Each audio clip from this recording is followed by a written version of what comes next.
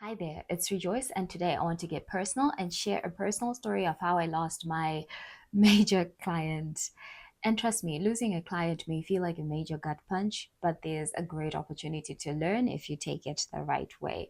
So, I'm going to take you through what went wrong, the lessons that I learned, and how it helped shape the way that I run my business today. Now, this one's going to be a bit of a long one with many layers to cover. So grab your cup of tea, settle down, and let's get into it.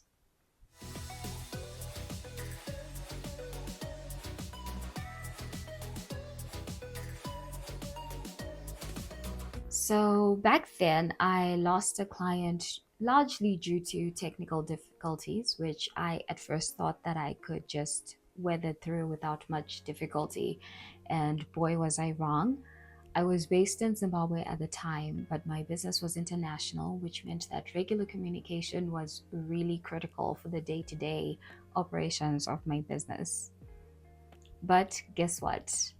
The internet was unstable, the power cuts were frequent, and it led to a lot of unpleasant moments between myself and some of my clients.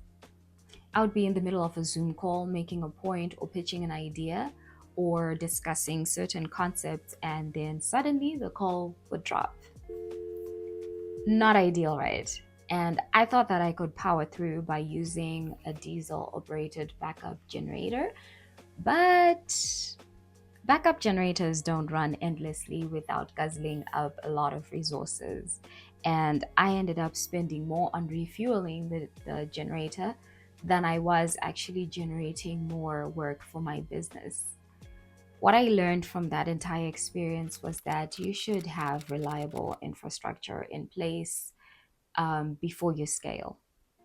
I learned that no matter how good your services are or how close and understanding you are with your clients, if you're not able to communicate consistently and on time, your clients are going to leave you for someone else who can more reliably cater to their needs.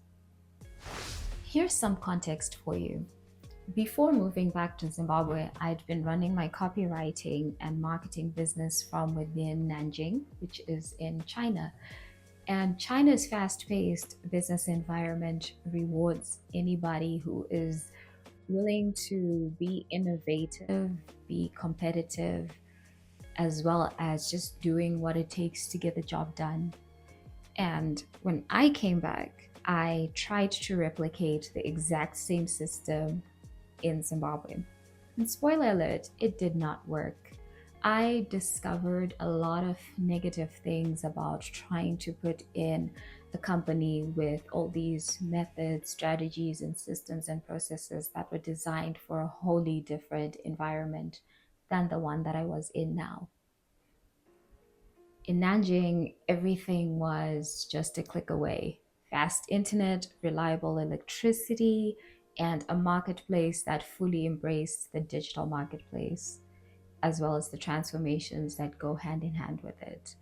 But back in Zimbabwe, I was dealing with the very opposite. There was expensive, slow internet, and a culture that wasn't quite ready to embrace a young woman with digital transformation and marketing strategies to offer. My takeaway from all this was that you should understand the local landscape before you transplant any international methods that you may have tried and tested. Adapting to local business challenges is also very crucial, especially when you're transitioning between vastly different environments. It's not just about surviving, but about thriving in your local market. And another failure, or rather, another lesson that I learned was that in my eagerness to help my clients to grow, I was overloading them with information. I wanted them to succeed very quickly, and so I gave away everything at once, strategies that they were not even ready for. But the truth is, they didn't need all that information, at least not right away. They needed to grow gradually and in stages. Bombarding them with everything at once wasn't helpful. In fact, it was overwhelming. My takeaway from this was Help your clients grow at a manageable pace. Too much information too soon can be highly counterproductive. It's about guiding them step by step so that they can absorb and apply the knowledge effectively. I also made the mistake of sometimes canceling my morning runs because I felt like I could get more work done at that time. I thought, well, I'll just push through and I will cancel this run because it's going to make me more tired. And the end result of that is that I ended up with a cluttered mind and a highly drained body.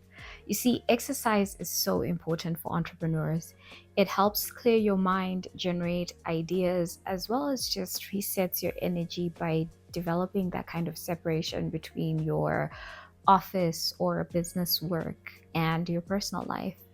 If you look at many successful entrepreneurs, you'll realize that they have some form of an exercise routine, whether it's running, meditating, walking, swimming, playing tennis, or even just going to the golfing range.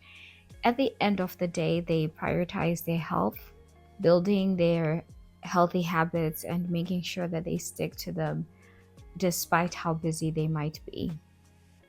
So, the key takeaway for you here is don't neglect your self care. Practice always going to the gym or having some type of exercise, which is highly crucial for mental clarity, productivity, as well as resilience. So, I also used to take client losses personally. If a client's reach, engagement, or sales were down, I would feel like I was failing them. I hadn't yet learned how to separate my self worth from my business performance. But here's what I learned: business has its ups and downs, and not every dip is within your control as a consultant or content creator or whatever marketing support you're offering. And it's really, really important to stay focused and professional without internalizing every single fluctuation. Key takeaway: keep an emotional distance from what you're doing in your workplace. Caring about your clients is great, but taking every loss to heart will only lead to heartbreak and drain you emotionally. Another mistake that I made was not managing client expectations very well. Some clients believed that if they marketed today, they would be getting sales tomorrow. And, that's not how it happens, not generally, anyways. It's important for you to be able to set realistic expectations from the very beginning. Marketing is a long term strategy, it is not a quick win, get rich scheme.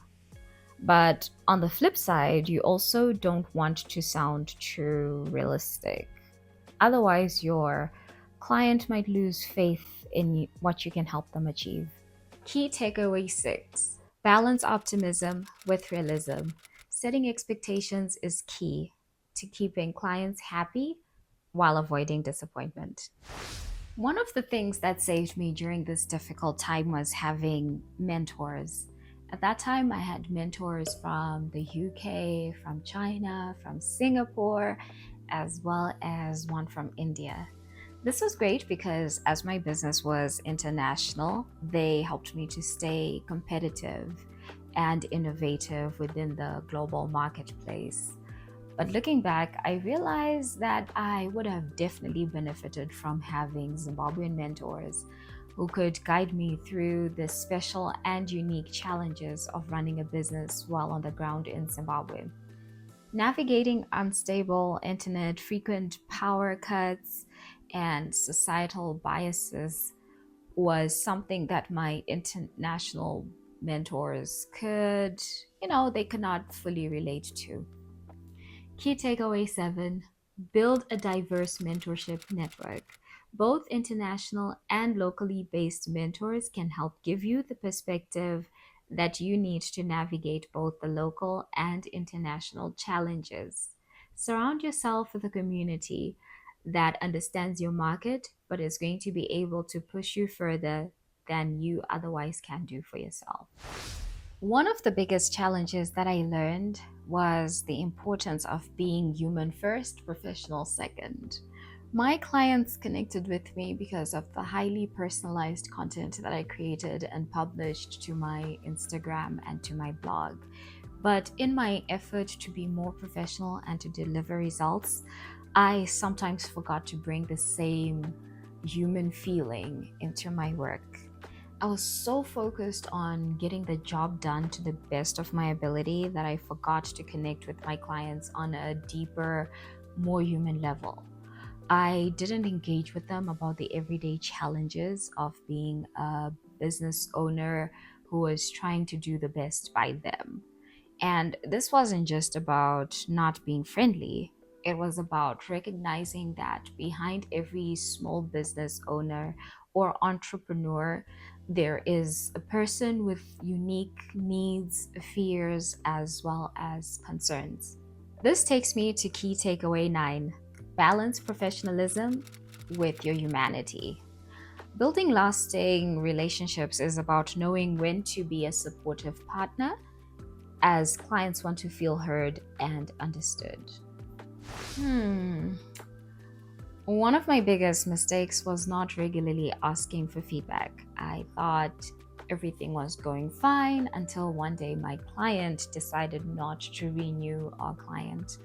I was blindsided, to be honest. It was so unexpected, but in hindsight, I realized why it happened and why it had to happen the way it did. You see, I could have avoided this by simply asking for a performance review regularly during our time together.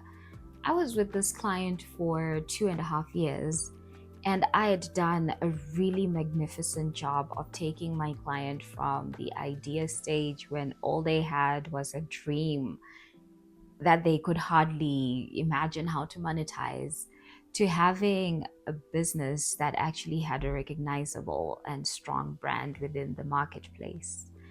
But because I hadn't checked in enough to see if I was still meeting their evolving needs, I was beginning to fall short of what they needed from me and what I could provide to them. Don't be afraid to ask for feedback. Regular performance reviews help you course correct and meet your clients' needs more effectively, preventing surprises. That leads me to my next lesson, and this was learning the hard way that clients can outgrow your services. This client had started with me, as I mentioned before, when all they had was an idea, and I helped them build a very strong and recognizable brand with strong reach. But when they moved into their next phase of growth, I did not have the capacity nor the tools to meet their new expanding requirements. And instead of being upfront and recommending that they find someone else better suited to their needs, I tried to stretch myself, and it did not work. I learned that it's better to gracefully step aside when a client needs something that you can no longer provide. Know when to let go. When a client outgrows you, you should not see it as a failure, but rather a testament of your great work and success. Have a network of professionals that you can refer them to and maintain your reputation as a reliable resource, even if you're not the one who's going to continue doing the work. In the long run, they will love you for it. Wow, thank you so much for sticking with me up to this point. I hope that by listening to my story, you have seen how losing a client in my case was not just a failure, and how it was actually a turning point in the way that I operated my business. In fact, it helped me to not only learn and grow, but it also helped me reshape myself and my business into something more sustainable and effective. I hope that you found my story helpful in some way, inspirational, and that by taking note of some of the things that I did wrong, you have learned some of the things to avoid for your own journey. Remember, every setback is a setup for something bigger, and the lessons you learn along the way will help shape you into a stronger and more capable entrepreneur. Now, I'd love to hear from you. What challenges have you faced in your own business and how did you overcome them? Share them in the comments below so that we may both learn how to grow and how to change for the better in our own businesses. Don't forget to like this video, subscribe to my channel, and hit the notification bell so that you do not miss future episodes on growing your business. I publish a video every single week on Tuesdays, and remember, it's your turn to grow.